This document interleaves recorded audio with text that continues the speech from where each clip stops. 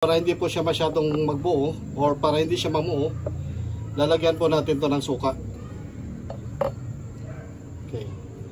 Pwedeng white vinegar or kahit anong klaseng suka, pwede po.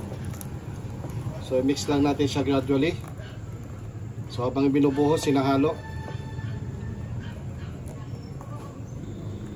Okay, so nahalo na po. Okay, set aside muna natin. Okay, sabay-sabay natin nilagay yung mga condiments.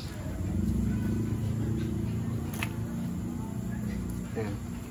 Sibuyas, bawang, luya, laurel. Lagyan natin ng paminta. Ayan, pamintang buo. Then suka. At lalagyan din natin ng asin. Para malinis po yung ating karne. Yan. Ilagay po natin itong ating mga karne. Ito yung laman. May baga, bituka,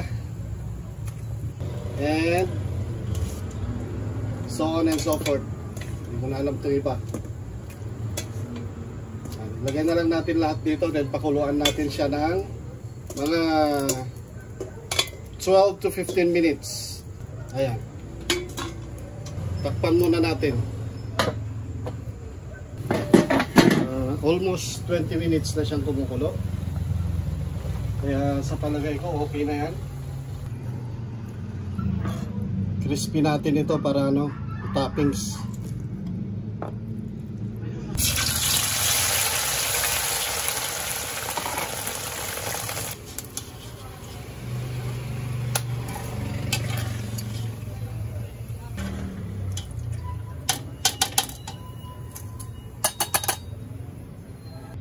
Sa parehas na kawali, bawasan lang natin ang mantika.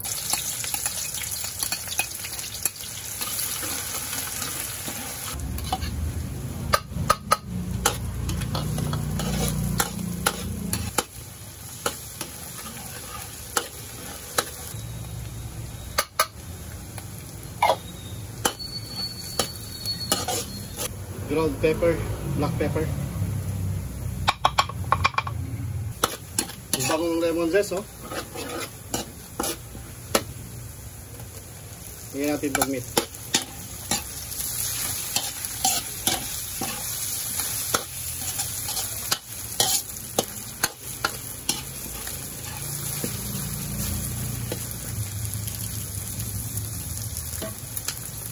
Ilagay natin yung puso, kidney, at saka yung napay.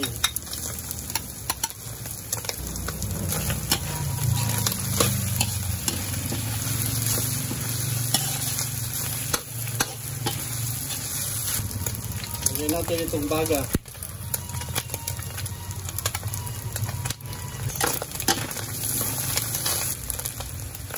Lagyan natin ng patis. Siguro mga 3 tablespoonful.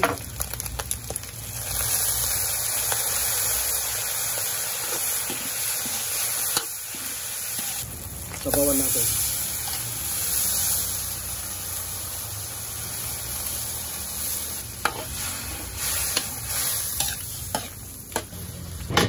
Takpan ho natin.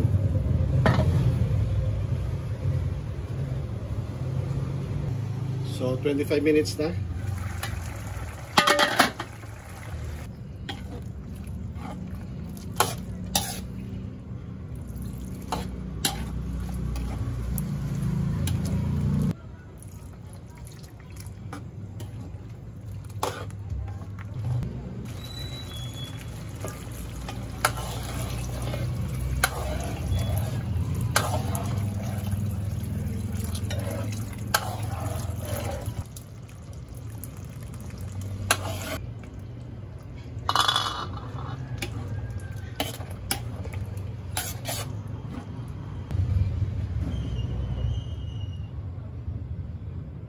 Lagyan natin ng sili. Lagyan sa ibabaw. Topping siya. Oh. Yan ho ang ating crispy dinuguan.